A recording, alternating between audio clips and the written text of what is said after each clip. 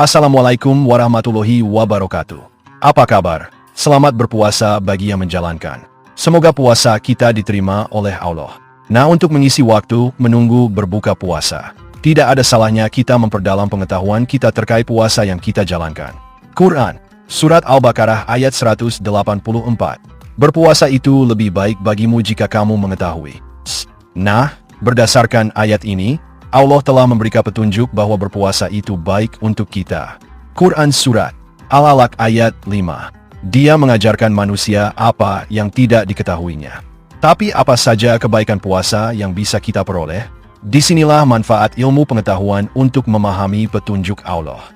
Quran Surat Al-Mujadilah ayat 11. Allah niscaya akan mengangkat orang-orang yang beriman di antaramu dan orang-orang yang diberi ilmu beberapa derajat.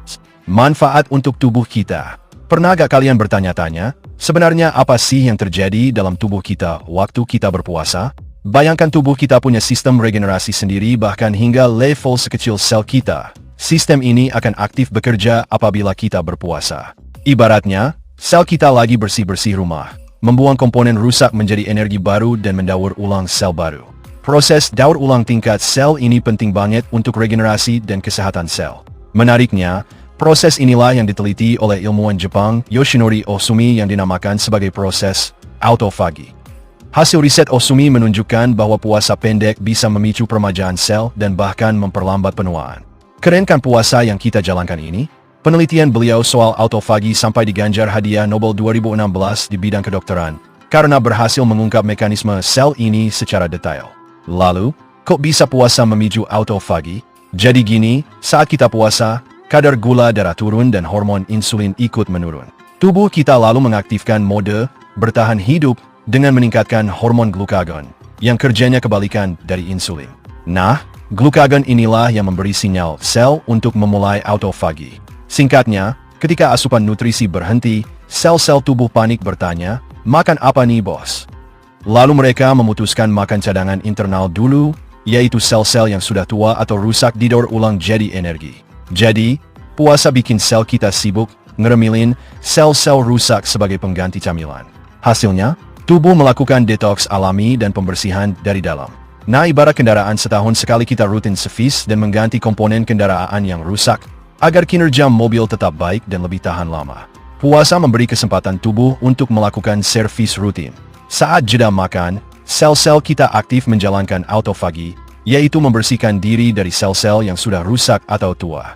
Yang menarik, 1400 tahun yang lalu hal ini sudah diisyaratkan dalam Al-Quran. Sejak dulu sudah dikasih tahu kalau puasa membawa kebaikan. Sekarang ilmu kedokteran modern berhasil memahami betapa banyak manfaat puasa bagi tubuh. Manfaat untuk akal kita. Puasa bukan cuma soal fisik, tapi juga mental dan akal. Secara mental, banyak yang merasakan peningkatan fokus dan ketenangan pikiran saat puasa. Ternyata, ada dasar ilmiahnya. Pembatasan kalori dan puasa dapat memicu produksi brain-derived neurotrophic factor (BDNF) yang baik untuk otak dan bahkan bisa meningkatkan kemampuan memori.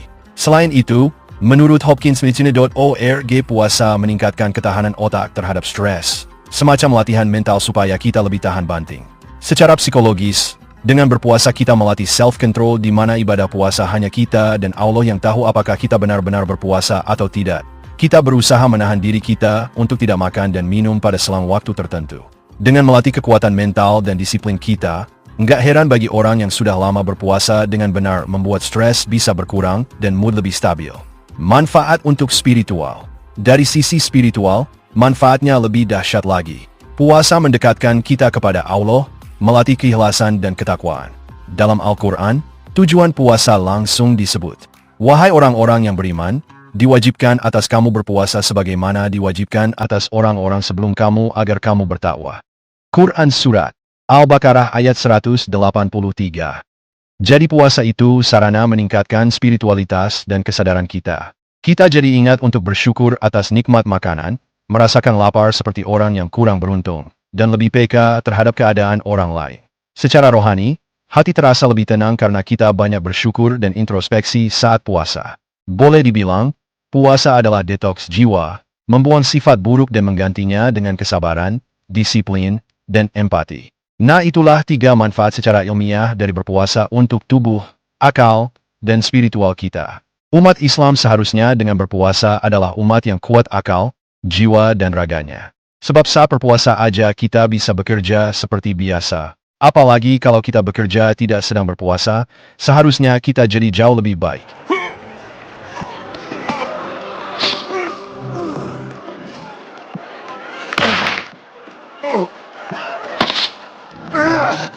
What is this? Goku, this thing weighs a ton. Have you been wearing it for the entire tournament? Yep, Kami told me to. It was part of my training. It's not much different than Master Roshi's style. He wore a big turtle shell to gain strength. It's pretty much the same principle here. It wasn't easy. Each of those boots weighed 20 kilos.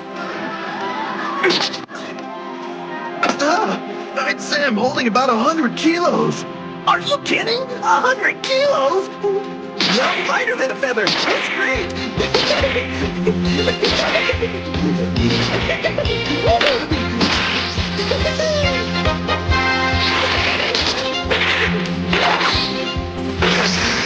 Goku just keeps amazing me.